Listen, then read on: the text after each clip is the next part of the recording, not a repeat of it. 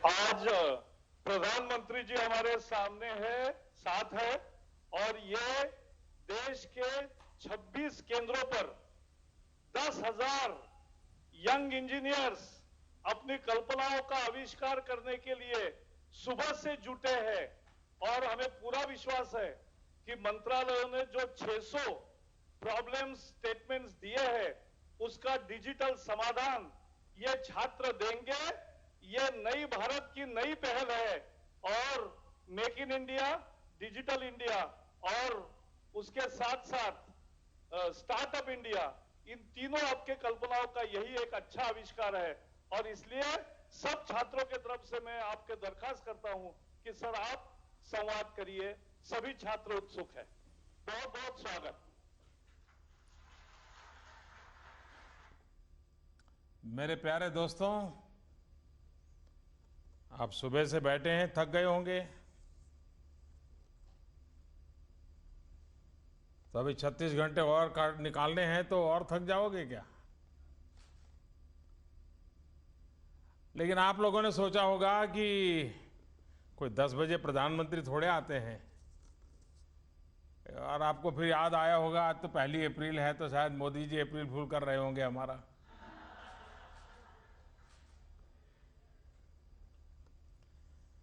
दोस्तों, मुझे आज आप सभी के साथ जुड़कर वाकई बहुत ही खुशी हो रही है।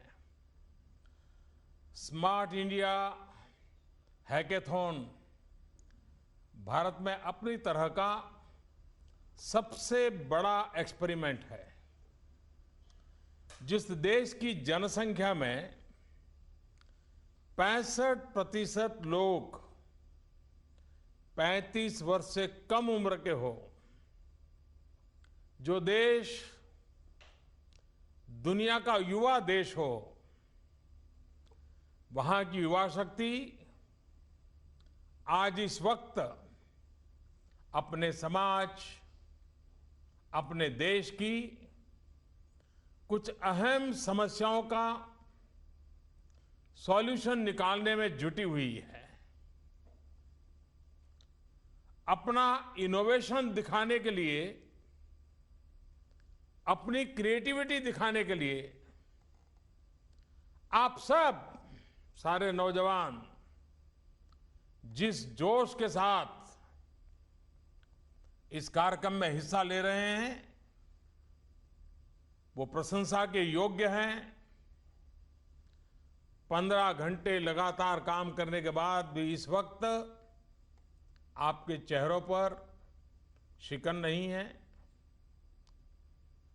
आपके चेहरों पर मुस्कान मैं देख रहा हूं। जब ऐसी ऊर्जा, ऐसे जज्बे के साथ काम किया जाता है, तभी नतीजे मिलते हैं। दोस्तों, ज्ञान के क्षेत्र में हमारे देश की अपनी एक पहचान रही है। आज से नहीं, हजारों वर्षों से कहते हैं शून्य का आविष्कार भारत में ही हुआ। आज आईटी नॉलेज के क्षेत्र में भारत विश्व का नेतृत्व कर रहा है। शून्य से मंगलयान की मंगल यात्रा का सफर हमें गौरवान्वित करता है। उपनिषद से उपग्रह तक हमारी यात्रा विस्तृत हुई है।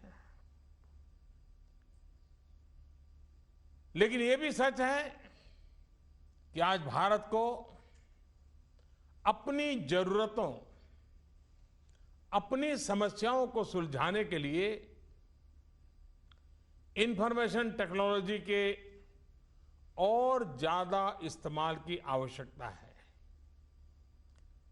एक प्रकार से आज का समाज टेक्नोलॉजी ड्रिवन है। इनोवेशन, टेक्नोलॉजी, इस समाज जीवन को गति दे रहे हैं, ऊर्जा दे रहे हैं। और इसलिए इस हैकाथॉन के लिए माय गॉव की मदद से ऐसी लगभग 500 समस्याओं को चुना गया, जिसका समाधान खोजा जाए, युवा मनों के द्वारा खोजा जाए, आधुनिक टेक्नोलॉजी के द्वारा खोजा जाए। इन समस्याओं को आपके सामने समाधान के लिए रखा गया है। आपके लिए चुनौती भी है, अवसर भी है। और इस काम से मुझे विश्वास है कि आप अपनी एग्जाम के लिए कोई जॉब वर्क करें, उससे जो आनंद मिलता है, उससे ज्यादा आनंद आपको आपके इस काम से मिलेगा। क्योंकि जब काम पूरा होगा और आपको लगेगा कि किसी गरीब के काम आने अपनी मेहनत आने वाली है, आप जो सॉल्यूशन खोज रहे हैं वो शायद हिंदुस्तान की सरकार की नीति रीति का हिस्सा बनने वाला है, तो आपका जीवन अपने आप में एक धन्यता अनुभव करेगा। लोकतंत्र की सफलता जन भागीदारी से ही है। लोकतंत्र का मतलब ये नहीं कि वोट डाल दिया और किसी को 5 साल का कॉन्ट्रैक्ट दे दिया, लो जाओ भाई मेरी समस्या को दूर कर दो, और 5 साल में न कर पाए तो कह दिया जाए चलो अब अगला कॉन्ट्रैक्टर को पकड़ेंगे। लोकतंत्र ये नहीं है। लोकतंत्र जन भागीदारी का है। 125 करोड़ देशवासियों ने मिलकर के देश को आगे बढ़ाना है। सब कुछ सरकार को ही पता है, सारी समस्याओं को हल सरकार ही कर पाएगी, उसके पास सारे उपाय हैं, ये भ्रम है। सरकार में भी तो आप ही की तरह लोग आकर के बैठे हैं। सब समस्याओं का समाधान हम सब मिलकर के ही कर सकते हैं। जो सरकार में नहीं है उनके बाद भी अनेक अच्छे सुझाव होते हैं, बुद्धि प्रतिभा होती है, काम करने के लिए एक मूड होता है। और इसलिए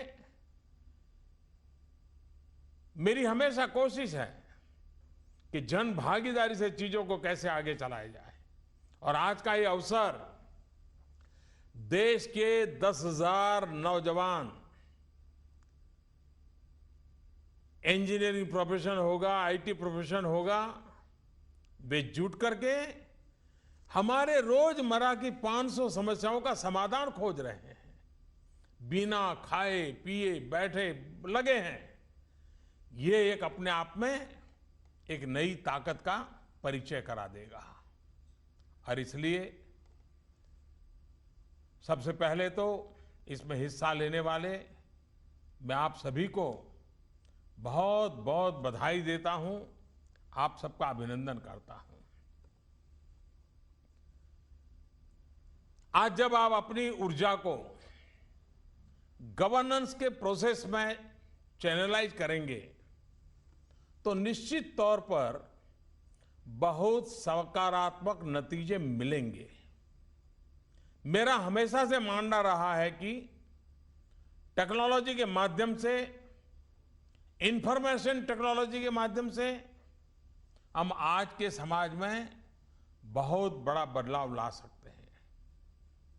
टेक्नोलॉजी हमें ऐसे ऐसे सॉल्यूशन देती है जिसके बारे में कुछ वर्षों पहले तक सोचा भी नहीं जा सकता था।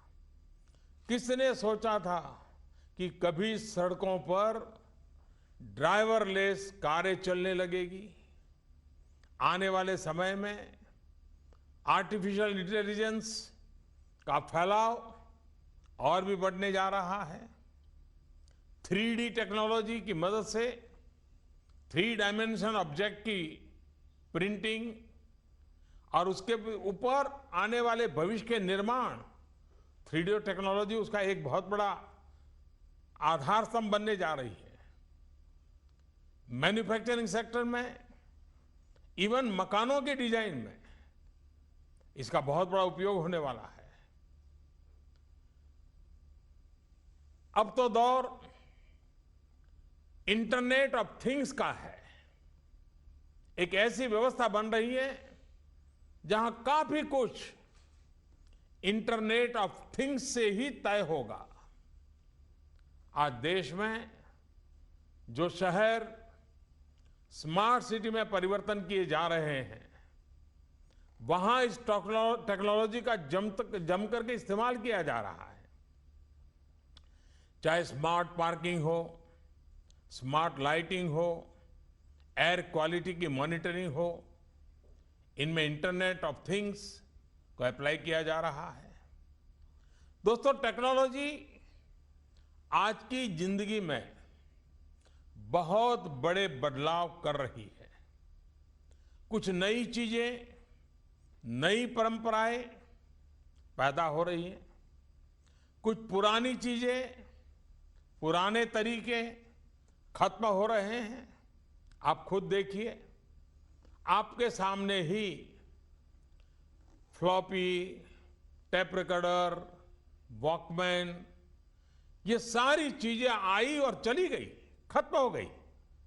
लंबे समय तक वो टिकी नहीं, नई टेक्नोलॉजी ने जगह ले ली। एक जमाना था जब रेडियो, आज के जो माइक्रोवेव ओवन होते हैं उतनी साइज का हुआ करता था, और आज रेडियो माचिस की डिब्बी में भी फिट हो सकता है। टेक्नोलॉजी ने दुनिया को छोटा करने के साथ ही सुविधाओं का विस्तार और बढ़ाने में मदद की है। आपने देखा होगा कि पिछले कुछ महीनों में कैसे हमारे देश में कैशलेस ट्रांजैक्शन का प्रसार तेजी से बढ़ा है, और इस क्षेत्र में भी लगातार नए इनोवेटिव सॉल्यूशंस सामने आ रहे हैं। दोस्तों, इनोवेशन ही बेहतर भविष्य का आधार है। इतिहास उन लोगों को द्वारा लिखा जाता है जो चली आ रही परंपराओं को चुनौती देते हैं, उनमें बदलाव लाते हैं। इसके लिए एक और बात बहुत जरूरी, और वो है परसिवरेंस, दृढ़ता, लगातार जुटे रहना। बचपन से हम लोगों को कई कथाएं आपने भी सुनी होगी। कहते हैं कि वो चींटी अपने खाना ले जा रही थी, शुगर का दाना, और ले जाते कितनी बार उससे छूट गया, नहीं ले जा पा रही थी, ऊपर दीवार चढ़नी थी, लेकिन आखिर तक ले जाकर के ही वो रुकती है। एक चींटी भी लगातार कोशिश करने की प्रेरणा का कारण बन जाती है, और इसलिए हमें भी इस बात को याद रखना है कि इनोवेशंस के रास्ते में कई बार आपको असफलता मिल सकती है, लेकिन आपको हार नहीं माननी है। और इसलिए जो जीत का संकल्प लेकर के चलता है, वो जूझना भी जानता है, और जो जूझना जानता है वो जीत कर को पाने का माजा भी रखता है। जिस दिन आप सफल होंगे, उस दिन इसी दुनिया के लोग कहेंगे कि आपका रास्ता सही था, आपकी मेथड सही थे। लेकिन इस दौरान एक बात का अवश्य ध्यान रखिए कि आपके इनोवेशन का एंड प्रोडक्ट है क्वालिटी। क्वालिटी से किस प्रकार का समझौता नहीं होना चाहिए, नहीं किया जा सकता। क्वालिटी ऐसी चीज है जिसे लोग याद रखते हैं। आपके इनोवेशन से, आपके प्रोडक्ट से लोगों की जिंदगी, क्वालिटी ऑफ लाइफ में जो बदलाव आता है वह महत्वपूर्ण है। दोस्तों, आप सभी जितने इनोवेटिव है, जितने एनर्जेटिक है, देश की, समाज की समस्याओं को सुलझाने के लिए आपकी जो अप्रोच है वो न्यू इंडिया को और मजबूत करने वाली है। जैसे तकनीक पहले की अपेक्षा कई गुना तेजी से बदल रही है, वैसे ही आज की जनरेशन पहले की अपेक्षा कई गुना तेजी से सोचती है, काम कर रही है। कुछ लोग कहते हैं कि आज का नौजवान सवाल बहुत पूछता है। ये कोई खराब बात नहीं है, ये तो अच्छी बात है। आज का युवा कोई बैगेज लेकर के चलता और हर बात को शुरुआत से समझना चाहता है, अपने नजरिए से देखना चाहता है। कुछ लोग ये भी कहते हैं कि आज के युवा में धैर्य नहीं है। मैं कहता हूं कि यही बात तो आज की पीढ़ी के नौजवानों की और उनके अंदर इनोवेशन के लिए एक प्रेरणा का कारण बन जाती है। जीवन में धैर्य होना चाहिए, अधीर जीवन नहीं चल सकता है। लेकिन ऐसा भी धैर्य न हो कि जो नया सोचने के लिए प्रेरित न करे, ठहराव ले आए। और इसी वजह से वो ज्यादा तेजी से काम कर रहे हैं। और मैंने देखा है कि ऐसे नौजवान नतीजे भी ला करके रहते हैं। कुछ लोग ये भी कहते हैं कि आज का युवा मोनोटोनस वर्क नहीं चाहता, उसे वो पसंद नहीं है, वो बदलाव चाहता है। मैं मानता हूं कि उसकी यही सोच है जो ऑटोमेशन में नए नए आइडिया ला रही है। अगर वो भी पुराने ढर्रे में जीना चाहता तो नया कहां मिलता। जो पुराना तोड़ करके निकलना चाहता है वही तो नया देता है। कुछ लोग ये भी कहते हैं कि आज का युवा एक ही समय पर कई काम एक साथ करना चाहता है। कुछ लोगों को लगता है कि ये कुछ ऐसे ही अपना फालतू समय बर्बाद करता है। लेकिन मैं कभी कभी जिन युवकों में ऐसी विधा होती है, एक साथ 5-10 चीजें अपने आप एक साथ कर लेते हैं, मैं इसे बुरा नहीं मानता हूं। और मल्टीटास्किंग के लिए अपने आप को तैयार करना चाहिए। हर किसी ने कोशिश की और जो करता है उसको प्रोत्साहन देना चाहिए। कुछ लोगों को नौजवानों की एम्बिशन से भी प्रॉब्लम हो जाता है। वो कहता है आज का नौजवान बहुत तेजी से आगे बढ़ना चाहता है। दोस्तों, मैं आगे बढ़ने के पक्ष में हूं, लेकिन कुछ लोग कम समय में धन इकट्ठा करने के लिए आगे दौड़ते हैं, वो शायद ही जीवन में सफल होते हैं। कुछ कर दिखाने के लिए जो आगे दौड़ते हैं, तेजी से दौड़ते हैं, समय से पहले कर लेते हैं, वो खुद को भी कुछ देते हैं, दुनिया को भी कुछ देते हैं। और यही तो न्यू इंडिया की जब मैं बात करता हूं तो इसी स्पिरिट को लेकर के कर रहा हूं। मेरे भारत का युवा समस्याओं के समाधान जल्दी खोजना चाहता है, वो नतीजे जल्दी चाहता है, और मैं इसे अच्छा मानता हूं। आज का युवा किसी की नौकरी करने से ज्यादा खुद ऐसा बनना चाहता है जो दूसरों को रोजगार दे सके। निश्चित तौर पर इसमें कैपिटल की जरूरत तो होती है, लेकिन उससे भी अहम है purpose of life, sense of mission, जिसकी हमारे युवाओं में कोई कमी नहीं है।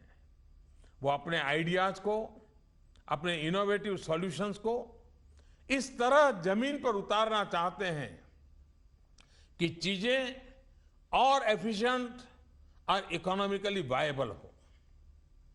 आप जैसे लाखों करोड़ों नौजवानों की इस अद्भुत क्षमता को ही ध्यान में रखते हुए सरकार स्टार्टअप इंडिया अभियान चला रही है।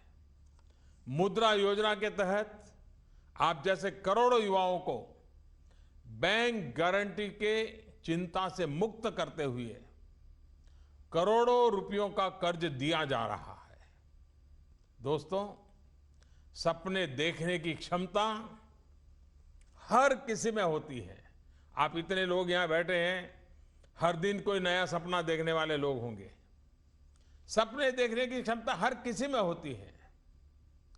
सपनों को संकल्प में बदलने की क्षमता होनी चाहिए, और संकल्प को सिद्ध करने के लिए सारी क्षमताओं को झोंक देना चाहिए।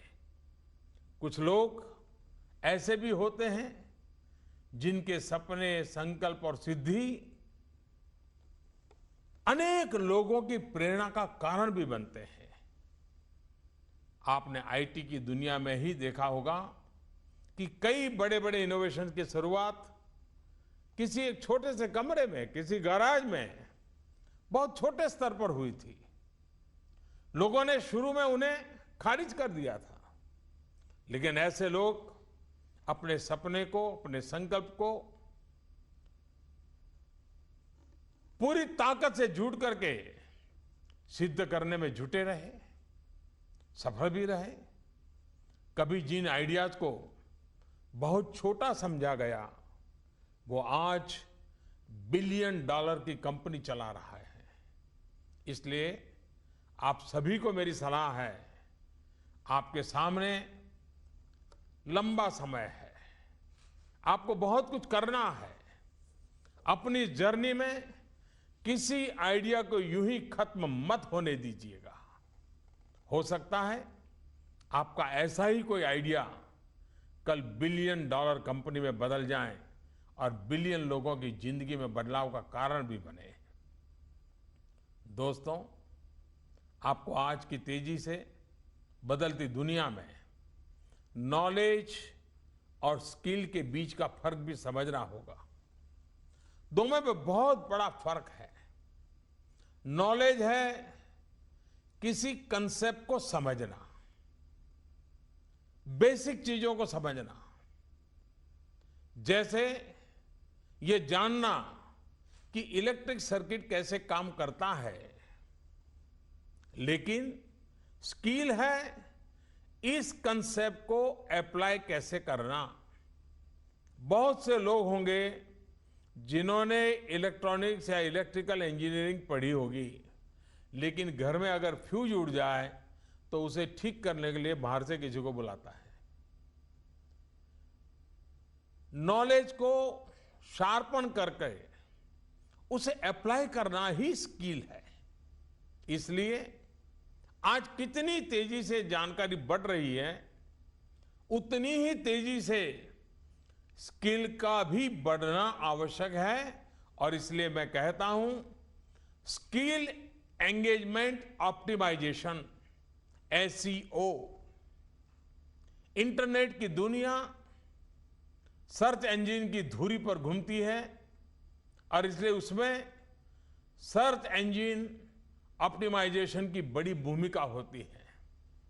आपकी हमारी दुनिया पब्लिक वेलफेयर और पब्लिक पार्टिसिपेशन की धरी पर घूमती है, इसलिए उसमें स्किल एंगेजमेंट ऑप्टिमाइजेशन की बड़ी भूमिका होती है।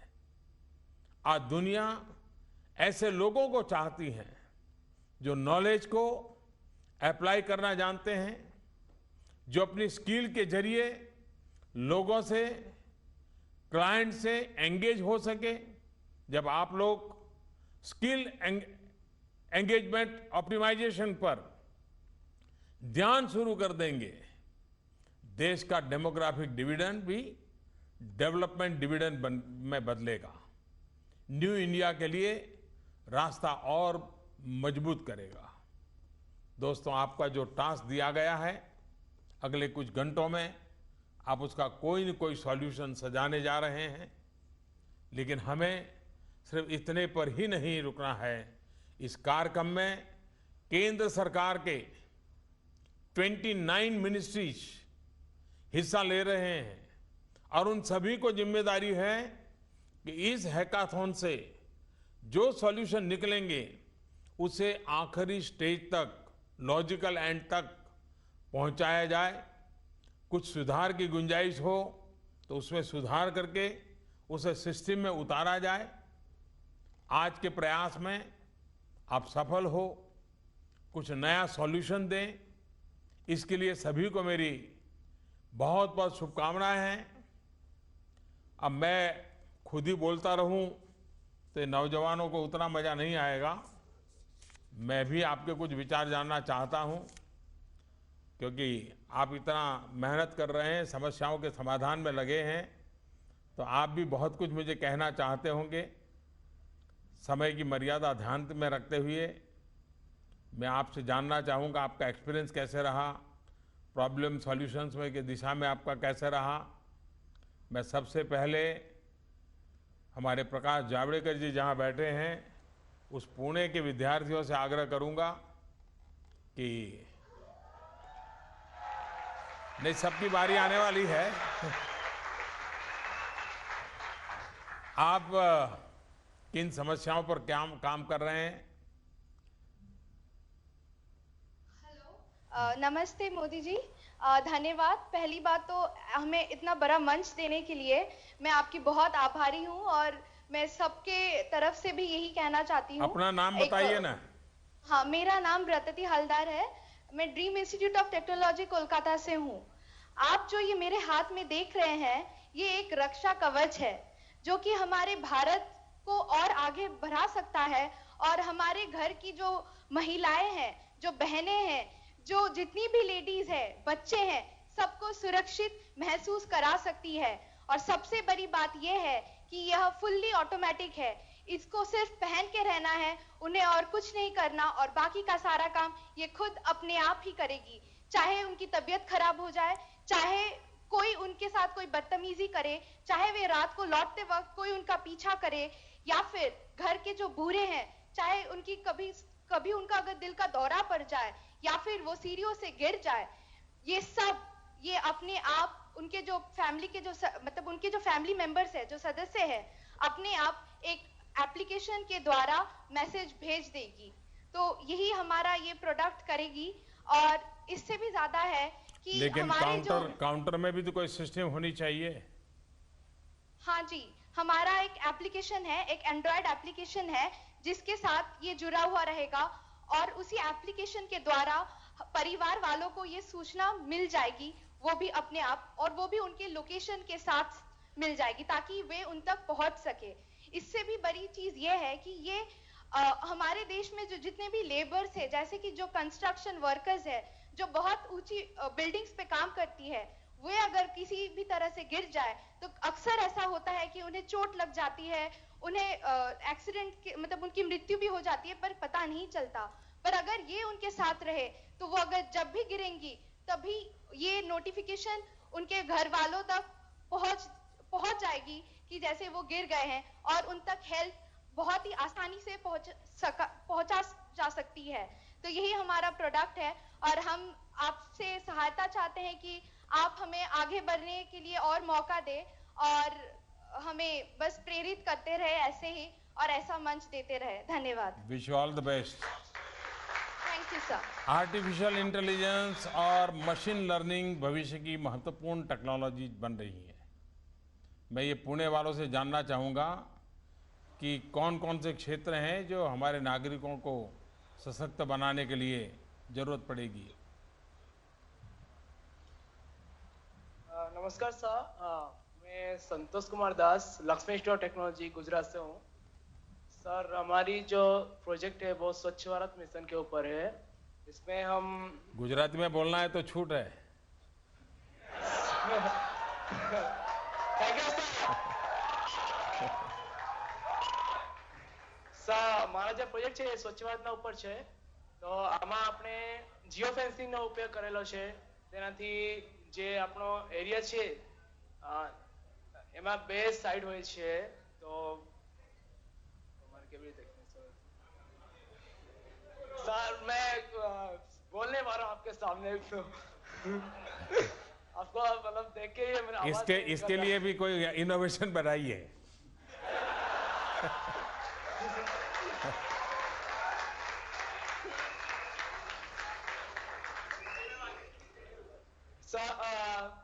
जो जियो फेंसिंग हम यूज करें स्वच्छ भारत के ऊपर, तो हम आपसे एक रिक्वेस्ट करना चाहते हैं कि स्वच्छ भारत की एक कमेटी बनाई जाए जो एक अनुक्रमणिका के तौर पे काम किया जाए। जैसे कि एक केंद्रीय स्तर पर एक कमेटी हो, फिर राज्य स्तरीय एक अधिकारी रखी जाए, फिर ये तो हो गया स्ट्रक्चर, वो तो हो गया स्ट्रक्चर। चलिए माना स्ट्रक्चर, बाद में क्या कहना चाहते हैं?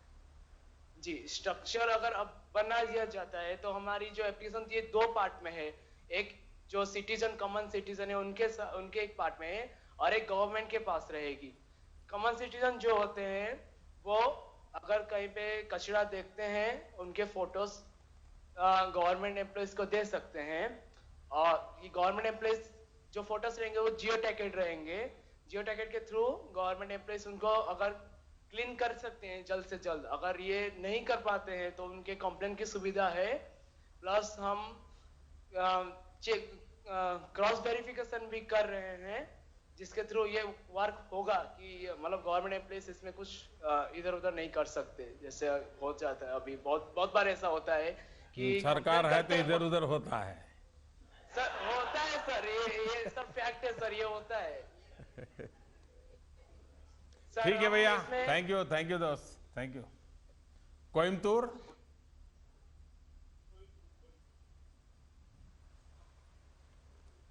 हाँ बताइए, कोयम्बतूर क्या कहना चाहते हैं?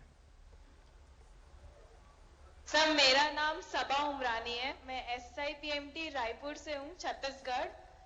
सर मेरा आइडिया है कि जो प्रेशर जो जनरेट होता है गाड़ी से उसको हम इलेक्ट्रिसिटी में बदलेंगे, क्योंकि अभी इंडिया में इलेक्ट्रिसिटी का बहुत मेजर प्रॉब्लम है और एनर्जी क्राइसिस का भी प्रॉब्लम है। तो फिर हमने ये सोचा है कि जो गाड़ियां चलती है उसके वेट और उसके स्ट्रेस से जो प्रेशर जनरेट होगा उसको हम इलेक्ट्रिकल एनर्जी में कन्वर्ट करेंगे और हमारा ये हम इसमें इंटरनेट ऑफ थिंग्स का यूज करेंगे। आप लोग मुझे ई वेस्ट के संबंध में कुछ कह सकते हैं, क्या किया जा सकता है? सर जो इलेक्ट्रिसिटी प्रोड्यूस होगी, जैसे एक दिन में कितना इलेक्ट्रिसिटी प्रोड्यूस होगा वो हम डेटाबेस में सेंड करेंगे डेटा। तो जैसे जितनी गाड़ियां जा रही है उसके हिसाब से कितनी इलेक्ट्रिसिटी प्रोड्यूस होगी वो हम डेटाबेस में सेंड करेंगे। चलिए, बहुत बहुत बधाई आप लोगों को। कितने लोग हैं आज कोयम्बतूर में? 55 टीम्स है sir. Nagpur? Thank you sir. Respected sir. बताइए, नागपुर वाले क्या कर रहे हैं? रोड का काम करेंगे कि और भी कुछ करेंगे? Good evening sir, I am Atul Modi from department of IT JECRC Jaipur. पूरा नाम बताओ। सर अतुल मोदी। हाँ बताइए। सर मेरा जो प्रॉब्लम है वो एक एम्बुलेंस के लिए है कि नेशनल हाईवे में एम्बुलेंस की फैसिलिटी कैसे प्रोवाइड कर सकते हैं। सर इसमें जैसे ओला और उबर की जो कॉन्सेप्ट होती है, हम कहीं भी खड़े होकर कैब बुक कर सकते हैं, तो सेम कॉन्सेप्ट मैं एम्बुलेंस के लिए यूज़ कर रहा हूँ, जिसमें अगर किसी की एक्सीडेंट हुई तो वो ऐप को एक्सेस करके एम्बुलेंस को कॉल कर सकता है। इसका रीज़न एक ये है कि जब हम हाईवे पे होते हैं तो हमें पता नहीं होता कि हम किस जगह पे खड़े हैं, ना ही हम किसी को लैंडमार्क बता सकते हैं कि आप यहाँ पे आ जाओ। तो इससे जब हम अपना लोकेशन सेंड करेंगे तो एम्बुलेंस साइड जो ड्राइवर होगा वो इजीली उसे ट्रैक करके वहाँ तक पहुँच सकता है। और इसमें हम ये भी फीचर इंटीग्रेट कर रहे हैं कि अगर किसी की ऑन स्पॉट एक्सीडेंट हो रही है तो वो database automatic near by hospitals के पास चले जाए। मेरी टीम्स पे 90% काम कर चुकी है, 10% होपफुली कल तक हो जाएगी। लेकिन हमने सुना सुबह नितिन गडकरी जी वहाँ आए थे।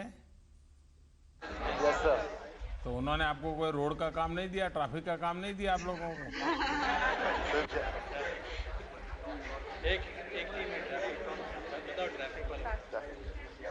हाँ, कोई और कुछ कहना चाहता है?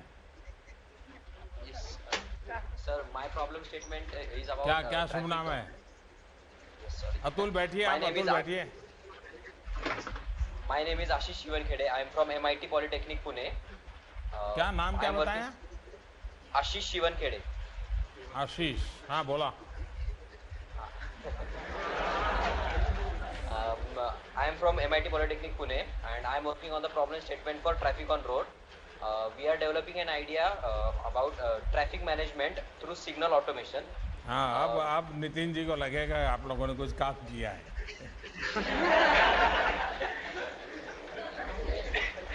Our system is basic. Our system is a network of sensors spread on the road. It will collect data from all the sensors and send it to a centralized server, where our preset algorithms will regulate the traffic flow according to the traffic density on each road. And there is also a manual mode in that, means if all the traffic densities are high, then the manually and remotely it can be managed the traffic by a controller. चलिए बढ़िया. कोलकाता. नमस्ते sir. नमस्ते जी. नमस्ते. मेरा नाम अनन्या धानी है. मैं हरिद्वार से हूँ और काफी वर्षों से पूना में पढ़ाई कर रही हूँ.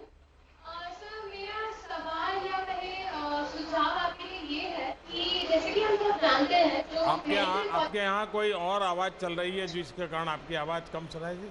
अगर वहाँ टीवी चलता है तो उसकी आवाज थोड़ी कम कर दीजिए जब आप बोल रही हो तो. आप लोग सब टेक्नोलॉजी वाले हो ना, तो अप्लाई साइंस का भी थोड़ा. सर तो जैसे मैं कह रही थी कि जैसे हम जानते हैं जो मेडिकल कॉलेजेस के छात्र होते हैं वो अपनी डिग्री कंप्लीट होने के बाद गांव में जाके सेवा करते हैं. तो क्या हम ऐसी कोई नीति इंजीनियरिंग कॉलेजेस के छात्रों के लिए भी कर सकते हैं कि जैसे ही उनकी इंजीनियरिंग खत्म होती है वो किसी गांव में जाके टेक्निकल काम में या आविष्कार में गांव वालों की मदद कर सके, जिससे वो गांव उज्जवल हो सके. जैसे कि एक डॉक्टर एक पेशेंट को ठीक कर सकता है तो शायद एक इंजीनियर उस गांव को उज्जवल कर सकता है. आपकी बात सही है. ये व्यवस्था होनी चाहिए. नौजवानों को वैकेशन में जाने का अवसर मिलना चाहिए और भारत सरकार इस दिशा में सोच रही है. जब मैं गुजरात में था मुख्यमंत्री तो मैंने सभी इंजीनियरिंग स्टूडेंट्स के लिए ये व्यवस्था की थी. और अर्बन बॉडी जो छोटी छोटी नगरपालिकाएं होती हैं जिसमें ज़्यादा इंजीनियरिंग वर्क होता है, तो ऐसे नौजवानों को वहाँ जाने के लिए अवसर देते थे. वो 6 महीना 1 साल वहाँ रहते थे. उनको थोड़ा पॉकेट मनी भी मिलता था लेकिन परिणाम बहुत अच्छा मिलता था और उनको वो सर्टिफिकेट बहुत काम आता था. तो भारत सरकार भी उस दिशा में सोच सकती है. धन्यवाद. ठीक है. नमस्कार सर. नमस्ते. I'm from small village in Andhra Pradesh. As I'm from rural background, I know the rural women face what are the problems they are facing. So I suggest you to provide sanitary napkins for them at a free cost, or at least reduce the tax or make it tax free for them so that they can lead a better life. Thank you. Thank you. Ahmedabad.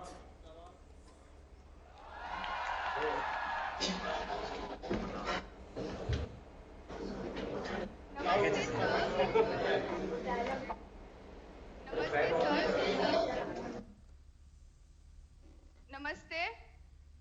केम छो? एवा नेवा.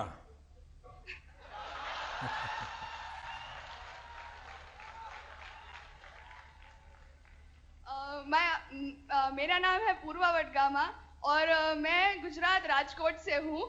और आज का हमारा problem statement है implementation of data transfer using steganography. Basically steganography ये है कि हमारा कोई भी सीक्रेट डेटा है उसे हम कोई भी कवर इमेज में डाल देंगे और फिर वो कवर इमेज हम इंटेंडेड यूजर जिसे हम अपना सीक्रेट डेटा भेजना चाहते हैं उसे भेज देंगे और वो इंटेंडेड यूजर ही हमारा भेजा हुआ डेटा एक्सेस कर पाएगा. उसके अलावा कोई और अनऑथराइज्ड यूजर हमारा डेटा एक्सेस नहीं कर पाएगा. और क्या क्या कर रहे हैं? सारे टीम एक ही काम में लगे हैं कि कुछ और भी काम कर रहे हैं? सब यहाँ पे सभी टीम्स के अलग अलग प्रॉब्लम स्टेटमेंट्स है. स्पेस पर कौन काम कर रहा है? स्पेस की जो समस्या बताई गई उसमें कौन कर रहा है? हमारी मिनिस्ट्री इसरो है तो हमारे सभी के प्रॉब्लम स्टेटमेंट इसरो से रिलेटेड ही है. किसी के ऐसे डेटा ट्रांसफर पे है, किसी के नेटवर्किंग बेस पे है, ऐसे सबके अलग अलग स्टेटमेंट्स हैं. प्रॉब्लम आजकल साइबर क्राइम का बड़ा समस्या आता है, उसको कैसे सॉल्व करेंगे? नेटवर्क से. चलिए इलाहाबाद आप जो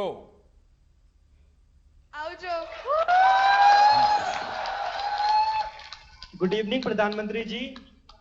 I am Chandramohan Pundir from DITM Sonipat. Chandramohan, आपको भी गुड इवनिंग। अब रात को 12 बजने की तैयारी है। Okay. So it's a great pleasure to talk to you. So we are working on the passenger facilitation problem. So in this problem, we are providing solution for the passengers of airlines. So we are providing solution like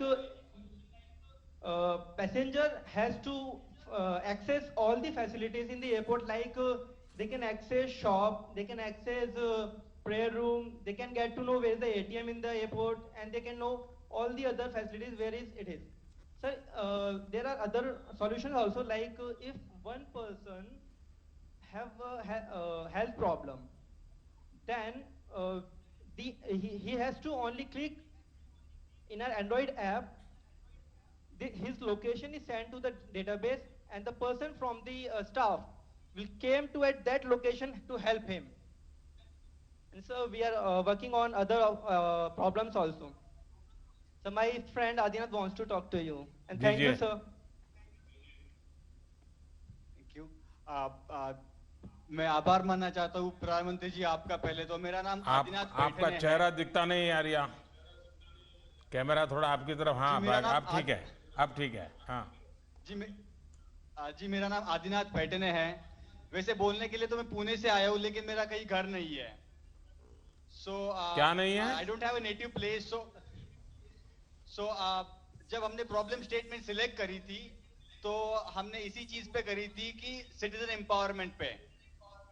so because I don't have a house of my own anywhere in the country, my family relocated everywhere in the country, and we had faced many problems like local गुंडागर्दी के जो victims होते हैं, या फिर अगर मेरी sister बाहर जाती है तो उसको हमेशा फोन करा जाएगा, अगर फोन नहीं लगता है तो घर वाले टेंशन में आ जाते हैं। तो वो सॉल्व करने के लिए हमने ये सोचा कि खुद को एम्पावर किया जाए। अगर हम लोगों पे डिपेंड होते जाएंगे तो लोग मदद के लिए नहीं आते। आप भी जानते होंगे कि अगर सड़क पे एक्सीडेंट होता है तो कोई मदद के लिए आना ये मुश्किल की बात हो जाती है। हालांकि अभी अभी सिस्टम बदल रहा है, चेंजेस आ रहे हैं, but what we thought was it is better to empower the citizens so that हमें किसी के ऊपर डिपेंड ना रहना पड़े। सो जो ऐप आपको अभी एक्सप्लेन करी, वही ऐप पे हम भी काम कर रहे हैं। And we have a population of 1.2 billion people and growing. So smartphones भी बहुत बढ़ रहे हैं। स्मार्टफोन के एक बटन के क्लिक से हमारी टीम काम कर रही है पुणे से उसके ऊपर। तो वीडियो रिकॉर्ड होगा और वो क्लाउड पे सेंड किया जाएगा, वहां से वो जाएगा पुलिस अथॉरिटी को या फिर एम्बुलेंस को, और जो भी मदद चाहिए विक्टिम को वो वहां पे पहुंच जाएगी। So in a way we are empowering the citizen of India to live a better life. That is one aspect of it. Second is strategical decision making, wherein ये जो वीडियो रिकॉर्ड होगी, अगर मैं IAS हूं, मैं IPS हूं, तो मैं ये देख सकता हूं कि मेरे पुलिस स्टेशन ने कितने इंसिडेंट्स को रिस्पॉन्ड किया गया है। ये रिपोर्ट भी जनरेट होगी और उनको भी इवैल्यूएट किया जाएगा।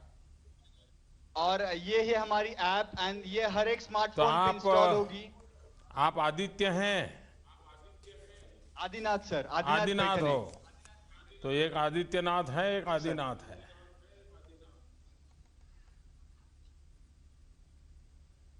चलिए, बहुत बहुत शुभकामनाएं सबको। Thank you sir. और एक बात, आखिरी बात कहना चाहता हूँ, जो सपना आपने न्यू इंडिया का देखा है वो सिर्फ आपका नहीं, हम सबका सपना है। मैं ऑन बिहाफ ऑफ एवरीवन, जो सपना आपने कहा, आप अगर ऐसे मंच हमें प्रोवाइड करते जाएंगे,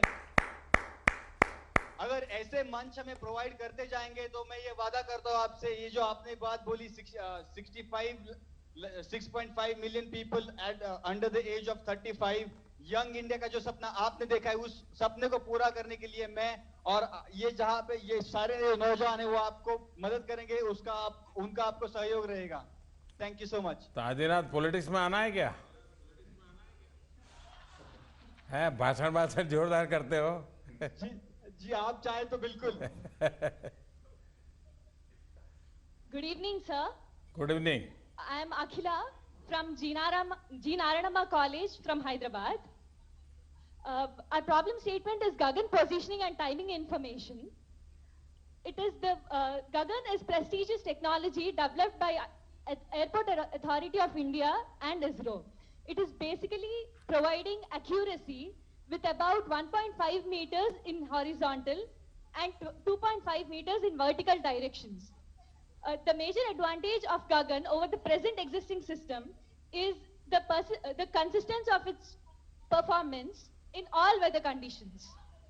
The airports of Mangalore and Leh have difficulty in landing the airplanes, but the Gagan system can make it very easy. Also, the present radar system that is existing can handle 2 planes at a time, but Gagan system can handle 50 planes at a time, which can reduce the cost to a large extent. And the same system can also be extended to the road transport like trains and buses for collisions avoidance. चलिए, मुझे खुशी है आप सबके चेहरे पर कोई थकान नहीं है, उत्साह है, कोई संकल्प भी है। और इलाहाबाद वालों से बात कर रहा हूँ और मैं कल सुबह इलाहाबाद आ रहा हूँ। लेकिन मैं आपके सेंटर पे नहीं आ पाऊंगा, आप अपना काम जरूर कीजिए। मैं इलाहाबाद में किसी और काम से आ रहा हूँ, वहाँ कोर्ट के कार्यक्रम के लिए आ रहा हूँ। लेकिन मेरी सब नौजवानों को बहुत बहुत शुभकामनाएं हैं और मुझे विश्वास है कि आप जिस लगन से मेहनत कर रहे हो और आपके अंदर जो एक जुस्सा है, एक उमंग है, जोश है, वो जरूर न्यू इंडिया के लिए नई ताकत भरेगा। हम सब मिलकर के 125 करोड़ देशवासियों के दिल दिमाग में रहना चाहिए। जैसे आजादी के पहले हर हिंदुस्तानी के मन में आजादी गूंजती रहती थी, हर पल लगता था आजादी के लिए कुछ करना चाहिए। कोई कर पाता था, कोई नहीं कर पाता, लेकिन हर कोई चाहता था कुछ होना चाहिए। अब हमारे दिल में, दिमाग में न्यू इंडिया का सपना, भारत कैसा हो, विश्व के अंदर हमारा स्थान क्या हो, उस रूप का बनाने का हम सबका मूड होना चाहिए। मैं फिर एक बार आप लोगों से मिलने का मुझे अवसर मिला। आपको ज़्यादा समय मुझे लेना नहीं चाहिए क्योंकि आपको सीमित समय में सॉल्यूशन खोजने हैं, दिन रात मेहनत करके खोजने हैं। तो मेरी आपको बहुत बहुत शुभकामनाएं हैं।